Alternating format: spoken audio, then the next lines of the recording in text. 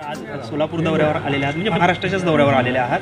कसं वाटतंय सोलापूरमध्ये देवदर्शन सुद्धा आपण घेत आहात आणि त्याचबरोबरीनं काही भेटीगाठी आहेत, काय प्रयोजन आहे दौऱ्याचं? आज खास करून मी सोलापूरच्या दौऱ्यावरती माझे मित्र डॉक्टर अभय लोणावत आणि बाकी सगळे मित्रमंडळी ह्यांच्या निमंत्रणावरून आज सोलापूरच्या दौऱ्यावरती आहे.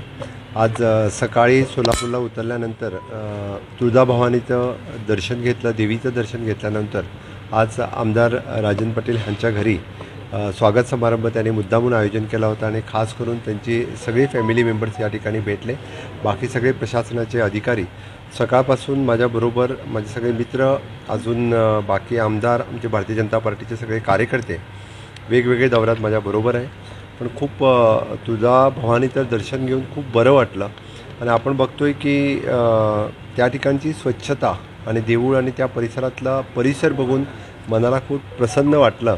म्हणजे माननीय मोदींचं स्वच्छ भारत अभियान, म्हणजे आपण जे म्हणतोय की गावागावामध्ये राबवायला पाहिजे, त्याची प्रचिती या ठिकाणी येते. ते बघून खरोखरच बरं वाटलं.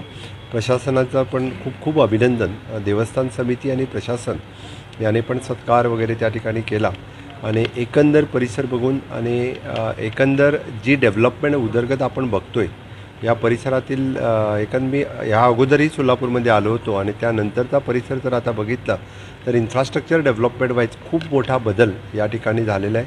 आणि आपण जे म्हणतो आहे की प्रत्येक ठिकाणी डबल इंजिनचं सरकार असावं, मला वाटतं याही ठिकाणी आपल्याला डबल इंजिनच्या सरकारचा खूप मोठा इन्फ्रास्ट्रक्चर डेव्हलपमेंट आपल्याला पाहायला मिळते. सर, खरं तर आज आपण ज्यांच्याकडे आला आहात ते राष्ट्रवादीचे मातब्बर नेते आहेत.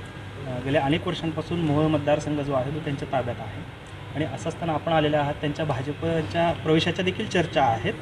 त्या अनुषंगाने काही आपण चर्चा केली का?